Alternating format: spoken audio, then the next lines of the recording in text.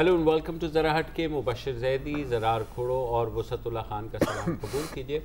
पहली बात करेंगे हम कोयटा की, जहां 2 दहशतगर्द हमले हुए हैं। अब से कुछ देर पहले दरवेश बलीली का एक इलाका है कोयटा के मज़ाफ़ात में, वहाँ एक FC और लेवीज़ चेक पोस्ट के ऊपर ख़ुदकुश हमला हुआ है, जिसमें 4 लेवीज़ एहलकार शहीद और 7 के करीब ज़ख्मी हुए हैं, जिनको अस्पताल मुंतकिल किया गया है। इससे कबल सुबह DSP प्रोसिक्यूशन है हमीदुल्लाह दस्ती, उनकी गाड़ी के ऊपर भी फायर हुआ था समंगली रोड पर, जिसमें उनके 2 मुहाफ़िज़ जो हैं वो शहीद हुए थे। तो एक दफ़ा फिर कोयटा में दहशतगर्दी की एक वेव है, और मेरे ख़्याल में इस साल पाकिस्तान के किसी दूसरे इलाके में कोई ऐसा दहशतगर्दी का बड़ा वाक़या नहीं हुआ, मगर कोयटा में तवातुर के साथ ये चल रहा है। सुबह वाले जो हमला है उसकी ज़िम्मेदारी TTP ने कबूल की है, और इस हमले के बारे में अभी पता नहीं है, लेकिन क्योंकि ये ख़ुदकुश हमला था और यही कहा गया कि 10 से 15 kg हाई इंटेंसिटी का ये ख़ुदकुश हमला था, जिसमें शहीद हुए। बात हमने करनी है अफ़गानिस्तान की, ज़ाहिर है आज की हमारी मेन स्टोरी है जो कुछ वहाँ हो रहा है, लेकिन उससे पहले एक थोड़ी सी, अगर आप हम करते नहीं है ज़्यादा सियासी, लेकिन हम लोगों ने एक हफ्ते से तज़किरा नहीं किया आहत चीमा का, जो कुछ लाहौर में चल रहा है। जी बहुत ज़रूरी है। तमाम चैनल्स कर चुके हैं, सिर्फ हम रह रहे हैं, सिर्फ हम। मैं तो जानना चाहता हूँ, मैं ज़्यादा चैनल देखता नहीं हूँ, तो मैं तो मुबशर से पूछना चाह रहा हूँ कि आहत चीमा के बारे में क्या हुआ। वो मैं आपको बताता हूँ, लेकिन आज पंजाब असम्बली ने जो है कौमी एहतसाब ब्यूरो यानी NAB जो है उसके ख़िलाफ़ एक करारदाद मंजूर की है, और उस पर तशवीश का इजहार किया है कि आहत चीमा को जिस तरह पकड़ा गया है, और विफाकी हुकूमत से पंजाब के डॉक्टर आसिम हुसैन तो नहीं है यार, अभी कुछ ऐसा ही यही फीलिंग आ रही है। बिल्कुल जी हाँ। तो और ये आपके फेवरेट जो हैं वज़ीर क़ानून पंजाब राना सनाउल्लाह ने ये करारदाद पेश की है, और उन्होंने कहा है कि जनाब NAB की जानिब से आला सरकारी अफसरान को हरासा किया गया है और उनकी मावरा अदालत किरदार कशी की गई है। मतलब अदालत में भी कोई किरदार कशी होती है। आहत चीमा से पहले भी पंजाब असम्बली में किसी ब्यूरोक्रेट के हक में करारदाद आज तक आई है? नहीं। मुझे याद नहीं है, मुझे एक चीज़ याद है, इसलिए मुझे शुबा हो रहा है। अच्छा, मुझे नहीं पता है आहत चीमा कौन है, लेकिन इसलिए शुबा हो रहा है कि ये क्या चक्कर है। वो आसिम हुसैन उनका तो नहीं है। अच्छा, आप केस के बारे में बात करें। उससे पहले सर एक सवाल है, मेरे ख्याल कोई ज़्यादा कोई 5-10 साल तो नहीं गुजरे कि एक और करारदाद पेश हुई थी शायद सिंध असेंबली में। हाँ, क्या NAB के खिलाफ कुछ ऐसी तो बातें हुई थी। तो उसी वक्त जो लोग आज करारदाद पेश कर रहे हैं NAB के खिलाफ, उन्होंने तो बड़ा काफी वावेला किया था ना यार, कि ये क्या मतलब कि एक फेडरल इंस्टीट्यूशन के खिलाफ आप बातें कर रहे हो यार। एंड तो नहीं होगा, What goes around comes around। Time भी नहीं लगता, बूमर आएंगे सारा। बिल्कुल। और तो ये आहत चीमा साहब जो हैं ये साबिक DG रहे हैं LDA के, लाहौर डेवलपमेंट अथॉरिटी, और ये केस है बेसिकली आशियाना हाउसिंग स्कीम का।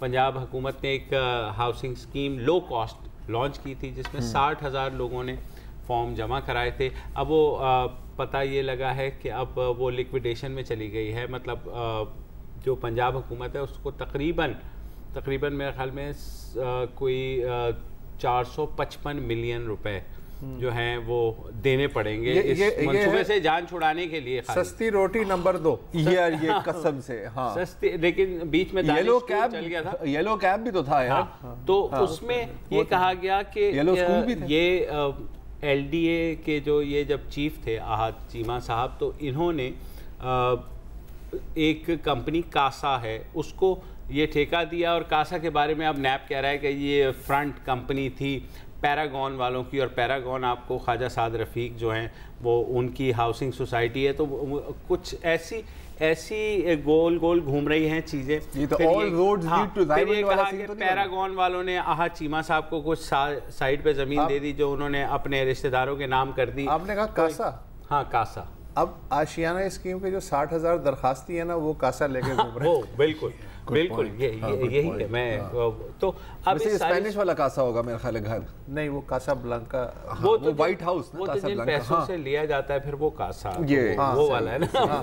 लेकिन अलॉटियों के हाथ में कासा। अच्छा, लेकिन आहत चीमा साहब के बारे में जो पंजाब की ब्यूरोक्रेसी है उसने खासा एहतजाज किया है। 2 दिन तो उन्होंने काम भी नहीं किया। उन्होंने कहा कि इंतहाई ईमानदार अफसर है ये, और इनके साथ जो है ना ज्यादती हो रही है। मुझे ये बताया, इससे पहले किसी ईमानदार अफसर के लिए 2 दिन ब्यूरोक्रेसी ने हड़ताल की है? اس سے پہلے اسمبلی میں قرارداد منظور ہوئی, یہ مجھے شبہ ہو رہا ہے یار, حالانکہ مجھے کچھ نہیں پتا حج چیمہ کے بارے میں. مجھے بھی کچھ نہیں پتا, لیکن دیکھیں سر ایماندار افسر مطلب 1 in a million ہی ہوتے ہیں نا سر, یہ تو 1 in a trillion لگ رہا ہے یار. اچھا کچھ ایسا ہی ہے. جو پنجاب حکومت کی قرارداد پہ بھی آ جائے نا, آج جو منظور ہوئی ہے اس میں کہا گیا کہ نیب قوانین بنیادی انسانی حقوق سے متصادم اور انسانی وقار کے منافی ہیں. جب یہ سندھ حکومت کہہ رہی تھی عاصم حسین کے چکر میں, تب سمجھ میں نہیں آ رہا تھا. نہیں وہ ہم کریں تو مجرا, تم کرو تو ڈانس. I don't know, اور کوئی مثال آ نہیں رہی تھی, سوری. آگے بڑھیں. یہ وہ یا میرے پہ نہ آؤ, آپ احد چیمہ ایکٹ 1986 آپ احد چیمہ کی بات کریں, آپ احد چیمہ پہ بات کریں یار. احد چیمہ دیکھو, میرا صرف کہنا یہ ہے کہ نیب کے اوپر اگر سب کو اعتراض تھا تو 4.5 سال جو ہے آپ نے حکومت کی, تو بھائی پہلے ہی اس سے پیچھے اوپر بھی آپ یہی بات کر سکتے ہیں. اگر آپ سب کو اعتراض تھا, سب کو جو ہے نا یہی ہوتا ہے کہ یہ وہ باقیات ہیں, یہ مشرف نے بنایا تھا, اچھا جی بنایا تھا, تو آپ ختم کر دیتے نا یار. مطلب لیکن وہ یار اگر احد چیمہ کا نا عاصم حسین ہوتا دین سر وہ نام وہی ہے, مطلب احد چیمہ یوں, اگر احد چیمہ کو عاصم حسین کہہ کے آواز دی جائے, کیا پتا وہ پلٹ کے دیکھ لیں. یہ بھی ہے. آپ نے کبھی احد چیمہ اور ڈاکٹر عاصم کو ایک ہی کمرے میں ساتھ دیکھا ہے؟ لیکن دیکھیں اس میں یہی ہے کہ دونوں کو پکڑا اسی لیے ہے کہ جو ہے وہ جو پنجابی والی مثال ہے نا سر, کہ وہ سنانی دھینو نہیں سنانی نونو تے ڈانٹنا بہو کو, ڈانٹنا یار جو بھی ہے. سر مجھے کیا ہو گیا عاصم حسین اور احد چیمہ میں آپ نے مجھے, اچھا آگے چلے, ایک اور سیگمنٹ کرو محاورہ صحیح کرنے کے لیے. کوئی بات نہیں, ہو جاتا ہے. تو اب اس ساری صورتحال میں دیکھیں, اس ظاہر ہے اسمبلی کی قرارداد سے تو کوئی فرق پڑے گا نہیں, ٹھیک ہے, نیب نے جو کرنا ہے وہ کرنا ہے. لیکن اگر یہ جو لنک پروف ہوتا ہے, کیونکہ کاسا والے بھائی کو بھی پکڑ لیا, انہوں نے کہا آ جاؤ ذرا یار, مطلب وہ, اور بسم اللہ انجینئرنگ بھی اس میں ان کو بھی اندر کر دیا. ابھی پیراگون تک پہنچے نہیں ہیں, تو اگر پیراگون تک پہنچتے ہیں تو شاید خواجہ سعد رفیق صاحب تک بھی بات آئے.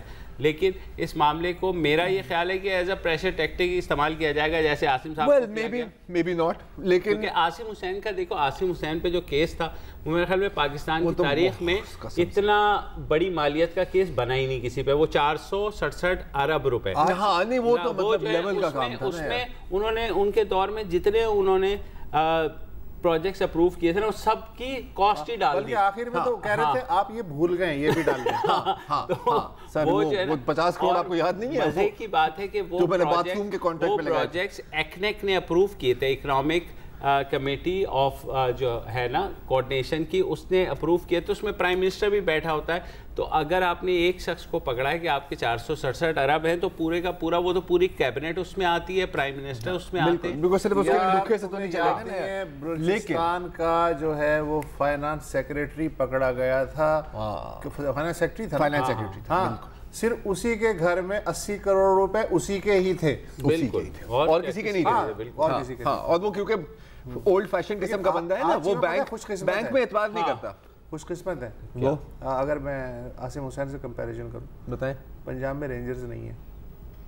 آپ کا خیال ہے, کیونکہ نیب نے آلریڈی رینجرز جو ہے نا, رینجرز کو آرڈر کر دیا تھا کہ ہماری حفاظت کریں اور ہمیں چاہیے, اور رینجرز ڈپلوائے بھی ہو گئی ہے نیب کے اس میں. تو بیسیکلی اب سمجھ رہے ہیں آپ کہ کس کی تحویل میں ہیں وہ اپنی جگہ. مطلب وہ بٹ اگین آئی مین دیکھیں, انویسٹیگیشن جو ہوتی ہے سو ہوتی ہے. آپ نے بات کی پریشر ٹیکٹک کی, ایک اور بھی پریشر ٹیکٹک, اس کو بھی احد چیمہ کو بھی تو ایک پریشر ٹیکٹک کی طرح ہی استعمال کیا جائے, جیسے ابھی آپ نے ذکر کیا قرارداد پیش ہوئی ہے پنجاب اسمبلی میں. اوور آل نیریٹو کیا ہے, نون لیگ روڑا پا دیو, they are all out to get us sir, وہ بس سب لوگ بس ہمارے ہی پیچھے ہیں اور یہ ہمارے خلاف ہی سازش ہے.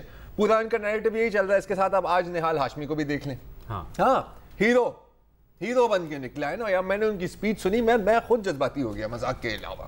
نواز شریف سے پیار کرنے کی یہ مجھے سزا ملی ہے, اور مطلب ایگزیکٹ میں نہیں بولتا, لیکن مطلب مجھے نہیں پتا تھا کہ اڈیالہ, سر آپ نے ناپا جا کے پتہ نہیں غلطی کر دی یار, آپ اڈیالہ جیل میں 1 مہینہ گزار دیں, کیا پرفارمنس دی ہے بھائی نے, بہت بڑے فنکار ہیں, بہت بڑے.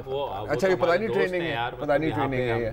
لیکن اینی وے یار, مطلب میں تو ٹی وی بند کرنے کہ 5 سیکنڈ بعد تک میں بھی سوچا تھا کہ یار واقعی بڑی ناانصافی ہوئی ہے. پھر میں نے سوچا, میں نے کہا یار لیکن بلکہ میرے ساتھ کافی کریزی کی ہے یار. میں بھی ٹی وی دیکھ رہا تھا تو میں نے بھی ٹی وی بند کیا. ٹی وی بند کرنے کے 2 منٹ بعد تک وہ بول رہے تھے.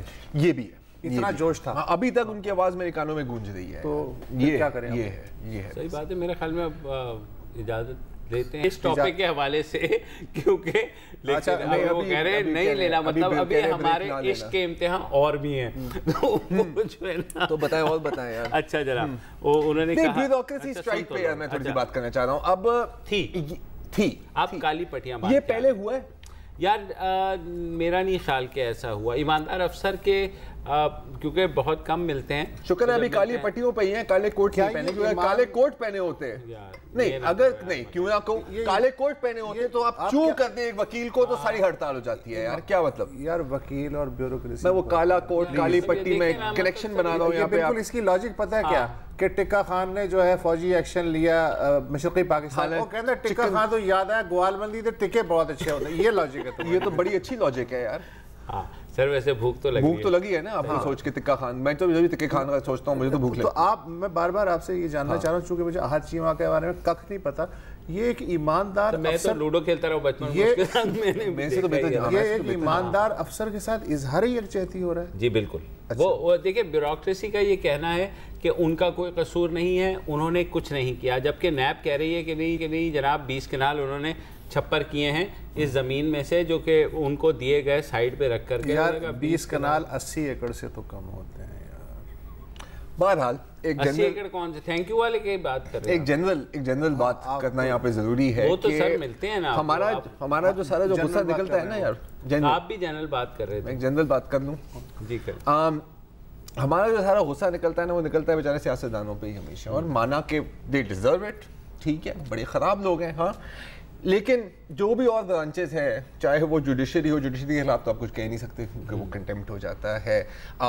اور بھی ہولی کاؤز ہیں جن کے بعد بہتر ہے کہ آپ کچھ نہ کہیں. کہیں سے تو بیوروکریسی صاحب ابتدا کر رہے ہیں, کہیں سے تو ابتدا کرنی پڑے گی نا. اب سیاستدانوں سے ابتدا کر دی تو اس مطلب نہیں ہے کہ دیگر ادارے قابو میں نہیں آئیں گے. انشاءاللہ ایک دن آئے گا. اسی دن آئے گا جب خادم رضوی کو کنٹیمپٹ پہ بلایا جائے گا. وہی دن طنز و مزاح سے پرہیز. میں بالکل نہیں کر رہا, ایک بریک لے لیجیے. بالکل بہک جاتے ہیں, مطلب یہ کو یا وقفے کے بعد آ جائے, یہ بہک رہے ہیں, ان کو میں ذرا سنبھالنا.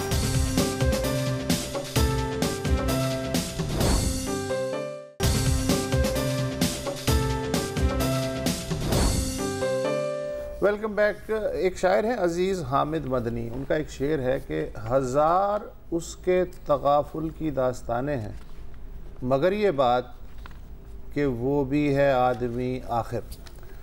آدمی تھک جاتا ہے اور لڑتے لڑتے تو تھک ہی جاتا ہے. بالکل 16 سال سے یہ جو افغانستان میں لڑائی ہو رہی ہے, قطع نظر اس کے کہ طالبان کا کیا موقف ہے, کابل حکومت کا کیا موقف ہے, امریکہ کا کیا ہے, لیکن آدمی تھک جاتا ہے. اور تھکنے کے بعد اگر کوئی ریفری بھی نہ ہو چھڑانے والا تو بڑی مشکل پڑ جاتی ہے. پھر آپس میں ہی کوئی نہ کوئی فیس سیونگ کے لیے تجاویز اور اس بلا سے جان چھڑانے کے لیے کچھ نہ کچھ صحیح کرنی پڑتی ہے. اور افغانستان بہر صورت ڈیزرو کرتا ہے کہ وہ بلا سے, جنگ کی بلا سے جان چھڑائے. کام اصل میں داعش نے آسان کر دیا ہے. داعش نہ ہوتی تو کابل حکومت اور افغان طالبان شاید اگلے 10 سال تک لڑتے رہتے, لیکن ایک مشترکہ دشمن کی وجہ سے مزید وہ تھک چکے ہیں, لہٰذا وہ کوئی چاہ رہے ہیں کہ حل ہو جائے. اس کی تازہ ترین کڑی یہ ہے کہ کابل میں افغانستان میں قیام امن کے موضوع پہ آج ایک کانفرنس ہوئی جس سے صدر اشرف غنی نے خطاب کیا. اس کانفرنس میں 25 سے زائد ممالک اور تنظیموں نے شرکت کی. اشرف غنی کی تقریر امپورٹنٹ تھی اس لحاظ سے کہ اس میں کچھ نئی چیزیں, پرانی چیزیں بھی ہیں لیکن انہیں نیا کر کے پیش کر کے کرنے کی کوشش کی گئی ہے.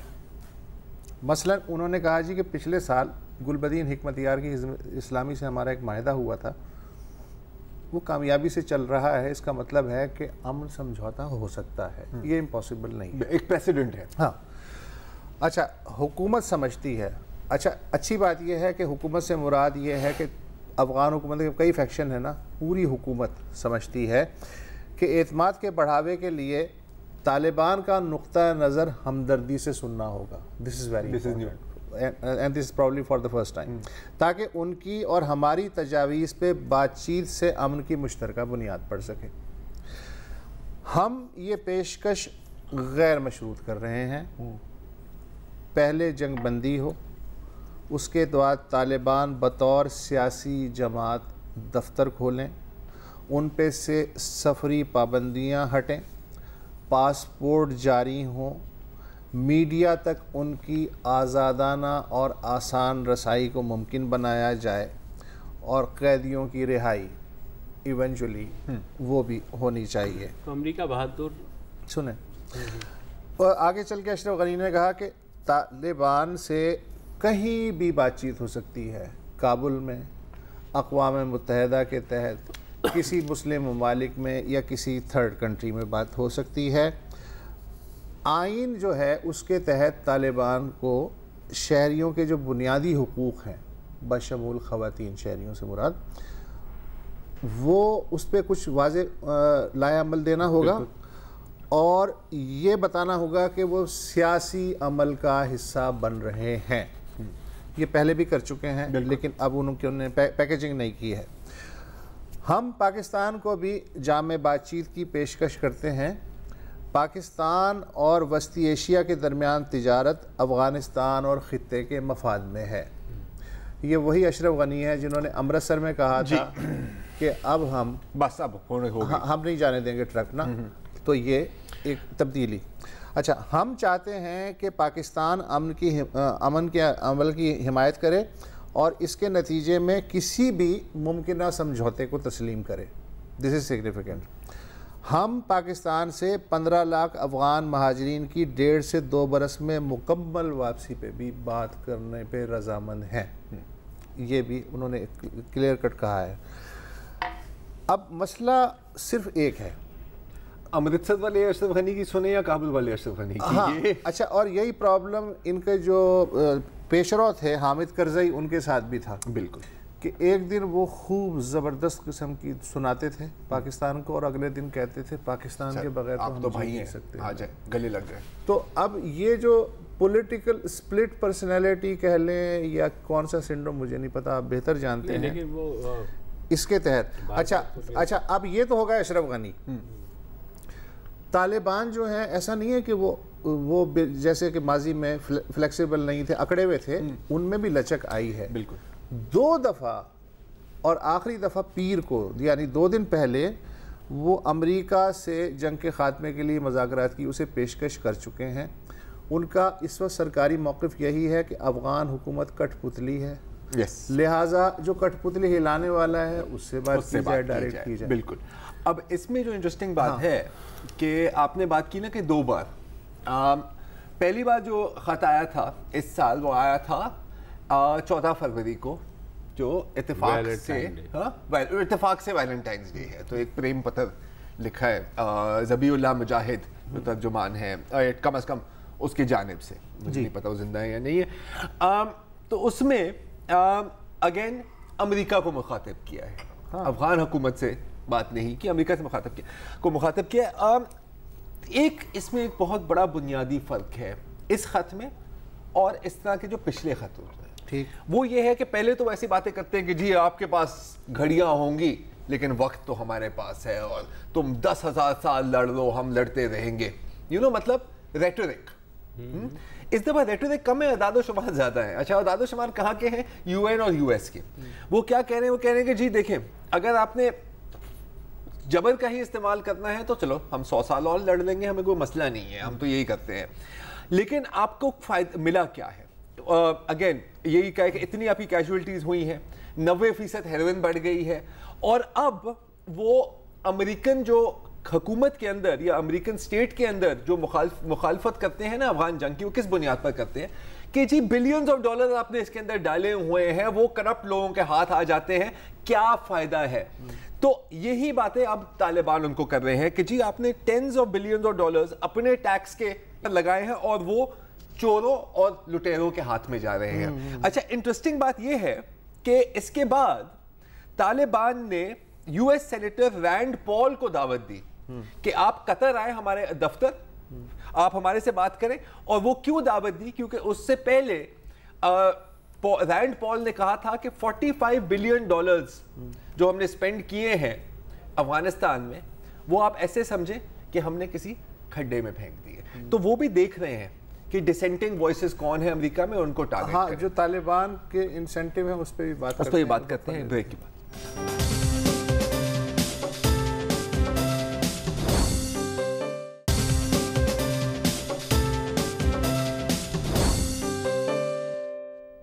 بریک سے پہلے بات ہو رہی تھی کہ طالبان جو ہیں وہ فلیکسیبل ہوں گے اشرف غنی کی اس پروپوزل پہ یا نہیں.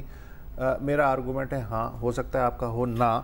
ہاں اس لیے کہ it's all about economics. Zabih اللہ مجاہد ابھی ٹیپی کا جب افتتاح ہوا تھا, ذبیح اللہ مجاہد کا آپ نے اسٹیٹمنٹ پڑھا ہوگا کہ طالبان اس پائپ لائن کی حفاظت کریں گے. اب انہیں تو کسی نے نہیں کہا تھا نا کہ بھائی صاحب آپ یہ بیان دیں, اس لیے کہ اس میں پیسے ہیں, ٹھیک ہے, پیسے چاہیے. دوسرے یہ ہے کہ پاکستان کی اپنی حالت پتلی ہے, فیٹف اور امریکہ کا دباؤ اور انڈیا اور لائن آف کنٹرول, تو اب میزبانی کے وہ آداب تو نہیں برتے جا سکتے. اچھا طالبان کو سمجھ لینا چاہیے. اچھا پھر چین کا پریشر بھی مستقل بڑھ رہا ہے, چین کا بھی ہے. اور دیکھیے میں یہ بھی نہیں کہہ سکتا کہ نواں ہے, لیکن یہ کہ کیونکہ یہ 1990 سے جب سے میں یہ کور کر رہا ہوں نا, تو it was always about economy. جب طالبان بنے تھے اور جو پائپ لائن کیا جو یہ ٹافی ہے نا, یہ سر 90 سے چلی آ رہی. تب یونیکال اور بریڈاس تھے, اور اب جو ہے یہ ٹیپی آ گئی ہے. تو اگر یونیکال ہو جاتا نا طالبان فنومینا نہ ہوتا. لیکن بات تو صحیح ہے کہ it was economics then also, it is still economics now. تو وہ ہر وقت رہے گا. میرا صرف ایشو یہ ہے کہ yes it could be a breakthrough, but premature ہم اس کو ابھی تک طالبان کا جواب نہیں آیا. ابھی تک پاکستان کی طرف سے کوئی وہ نہیں گیا. جو کون سا حتمی بات کر رہے ہیں؟ نہیں اوہو میں کب کہہ رہا ہوں, میں صرف یہ کہہ رہا ہوں کہ اس طرح کی ایکسرسائز ہوتی رہی ہے. تو یہ جو ہے ان کی طرف سے ایک اور, جب ہم سپلٹ پرسنالٹی کے اشرف غنی کا ذکر کرتے ہیں نا, ہو سکتا ہے کل وہ پھر پلٹ جائیں. یہ بھی ہے. تو وہ یہ اچھا, اور اس میں ایک اور بات, اس میں پتہ ہے ایک اور بات, میں نے صحافتی کیریئر میں یار مطلب اتنی دفعہ یہ چیزیں پلٹتی ہوئی دیکھی ہیں. کیا بس تم نے کہا کہ بس میں نے کہا میں صحافت پہ اعتبار کرنا چھوڑ دوں گا. یار صحافت پہ اعتبار کرنا تو اپنے, اگر شکر کریں کہ آپ ابھی بھارت میں صحافت نہیں ہیں. کیوں؟ کیونکہ آپ نے نہیں دیکھا کہ سری دیوی کی موت کے بعد کیا ہوا ہے وہاں پہ. یار وہ تو خیر دیکھا ہے آپ نے, دیکھا ہے آپ نے. آج افغانستان سے سری دیوی, ہاں ہم آ گئے افغانستان سے سری دیوی. سر دیکھیں یہ افغانستان کے ایشو تو ہم اگلے 10 سالوں تک بھی ڈسکس کر سکتے ہیں. ہمارے بچے بھی کریں گے. یہ اس کا ایک مارکت العلا جملہ ہے نا کہ افغانستان تو 50 سال نہیں وہ ہونے والا. more or less. لیکن یار مطلب آج سمجھ نہیں آ رہی تھی کہ سری دیوی کا جنازہ تھا یا صحافت کا جنازہ, کیونکہ یہ کافی نیک ٹو نیک چل رہا ہے. اور انفیکٹ کسی نے یہی کہا ہے نا کہ وہ بات ٹب میں پتہ نہیں سری دیوی ڈوبی نہیں ڈوبی, بھارتی صحافت ڈوبی ہے. اور مطلب کیا کلاسک چیزیں دیکھی ہیں. ہاں بورنگ چیزوں سے سٹارٹ کرتے ہیں. مطلب ایک تو کہ جو بنیادی تقاضے ہوتے ہیں صحافت کے, کہ جی آپ کو پتہ ہے کہ ایک فورینزک رپورٹ آنی ہے, لیکن آپ اس کا انتظار نہیں کر سکتے. تو شروع سے ہی ہر چینل پر کہ جی وہ کارڈیاک اریسٹ تھا, نہیں وہ ڈوب گئی, نہیں وہ ڈائٹ پلز لیتی تھی, نہیں وہ یہ ڈائٹ کر لیتی تھی, وہ ڈائٹ کرتی تھی, and so on and so forth. Interesting بات کیا ہے کہ ٹائمز ناؤ آپ کو پتا ہے میرا پسندیدہ چینل ہے انڈیا کا آفٹر ریپبلک ٹی وی. تو وہاں پر ان کا ایک ہوتا ہے بگ کوسچن, بڑا سوال, یو نو کہ پاکستان کے 4 ٹکڑے کرنے چاہیے یا 10, مطلب اس طرح کے بڑے سوال ہوتے ہیں نا, اور پھر لوگ جواب بھی دیتے ہیں اینڈ سو آن. تو اس میں کہا تھا کہ اگر سری دیوی ڈوبنے سے مری ہے تو یہ ہارٹ اٹیک کی خبر کس نے دی. ٹھیک ہے, تو آلٹ نیوز ویب سائٹ ہے بھارت میں, بڑا خوبصورت کام کرتے ہیں, مطلب صحیح وہ ذلیل کر رہے ہوتے ہیں ہم جیسے لوگوں کو. انہوں نے پوری انویسٹیگیشن نکالی کہ جی آپ کے ہی گروپ نے دی تھی یہ خبر. اور وہ خبر کیسی دی تھی, کیونکہ ایک وہاں کے ٹائمز آف انڈیا کی جرنلسٹ نے ایک رپورٹ کی کہ جی فورینزک رپورٹ جو اس وقت تک ریلیز نہیں ہوئی تھی. اچھا یہ دبئی ہے, ایسا نہیں ہے کہ جی یار ایک تصویر لینے دیں میں تمہیں 2-3 ہزار روپے دے دیتا ہوں, لیک بھی نہیں ہوتی نا. تو ان کے ایک رپورٹر نے ٹویٹ کی کہ فورینزک رپورٹ کے مطابق ان کو دل کا دورہ پڑا ہے.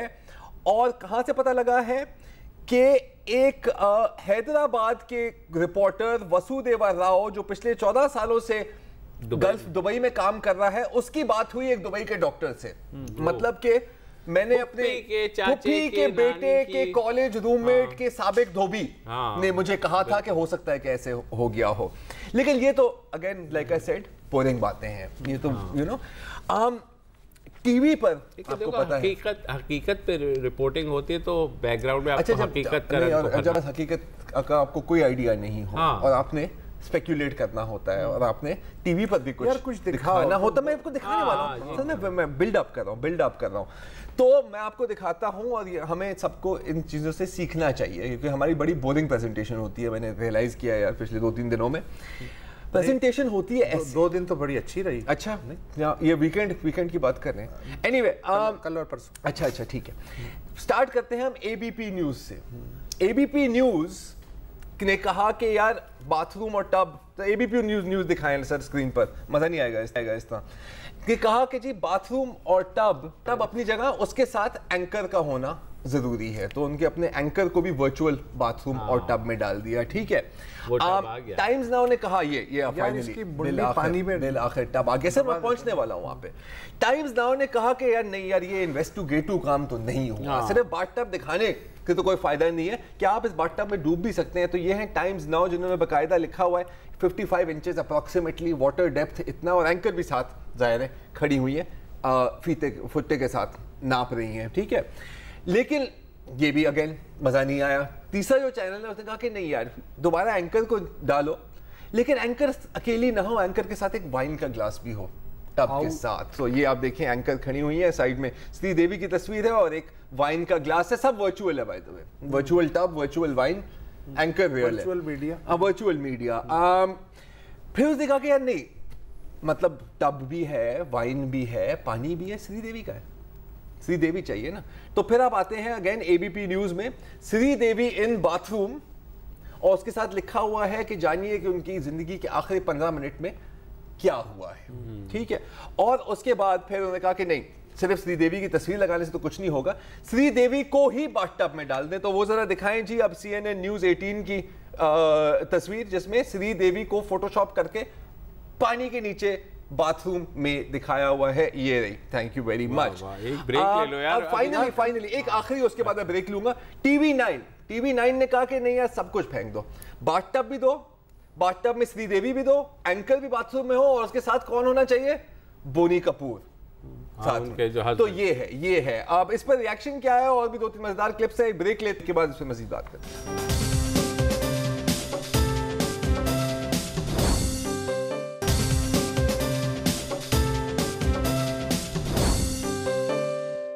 جی ویلکم بیک. ابھی ہم آپ کو کچھ سٹلز دکھا رہے تھے, انڈین میڈیا اپنی ورچوئل سیٹس کے ساتھ کیسے کھیل رہا تھا. اینکر ان باتھ روم, وائن گلاس ان باتھ روم, سری دیوی ان باتھ ٹب. لیکن یہ صحافت تو نہیں ہوئی نا. جب تک آپ خود ایک سٹوری کے اندر خود گھس نہ جائیں, تو اگر سٹوری باتھ ٹب کے بارے میں ہے تو پھر ظاہر ہے کہ you have to be in the bath tub. تو ایک تیلگو چینل کے رپورٹر نے یہی کام کیا, اگر وہ فوٹیج چل جائے بڑی مہربانی ہوگی, تھینک یو. کہ اس نے کہا کہ جی اگر یہی باتھ ٹب ہے, وہ اس کی آڈیو آپ کو سنانے کا کوئی فائدہ نہیں ہے کیونکہ تیلگو ہم سمجھتے نہیں ہیں.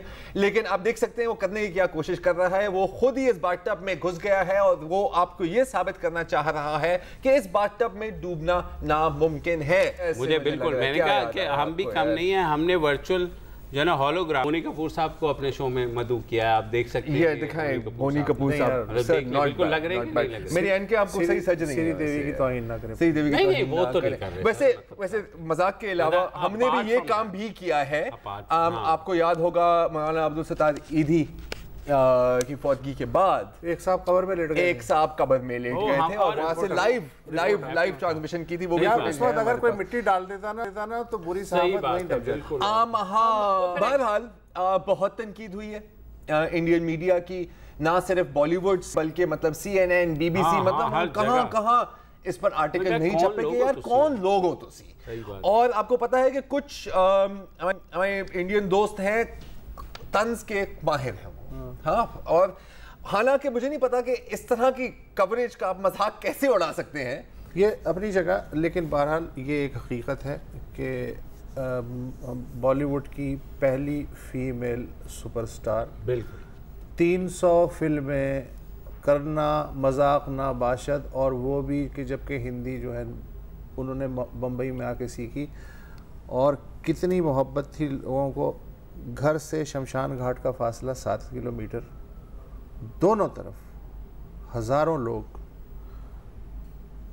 कल से आज तक, जब तक उनकी आखिरी रसूमात अदा नहीं हो गई, कई साल बाद बम्बई में इतना बड़ा जनाजे का क्राउड देखा गया। तो इससे अंदाज़ा होता है और बहुत अच्छी, इससे और भी शर्म आती है ना, इसीलिए तो इतनी तनकीद भी की गई है मीडिया पे। जो बाकी जो चाहने वाले, सदमा से अरूज पर पहुंचने वाली, उसके बावजूद मीडिया स्टील द शो। जी अच्छा ठीक है, आज के लिए इतना ही। कल दोबारा मिलेंगे, इजाज़त दीजिए, खुदा हाफ़िज़। अस्सलाम वालेकुम। अगर आपको हमारे शो पसंद आया है तो प्लीज़ हमारे YouTube चैनल को सब्सक्राइब करें, और अगर मुनासिब समझे तो इस वीडियो को लाइक भी कर लें, तो कोई हर्ज नहीं है, और शेयर भी कर लें और कमेंट भी कर दें जी, वरना वो सब ऐसे ही लिखते रहेंगे। और ये जो दोनों कह रहे हैं ये कर लें जी प्लीज़, नहीं तो हमें भी घर जाना है, मैं आपके कंप्यूटर में नहीं रहना 24 घंटे। सही बात।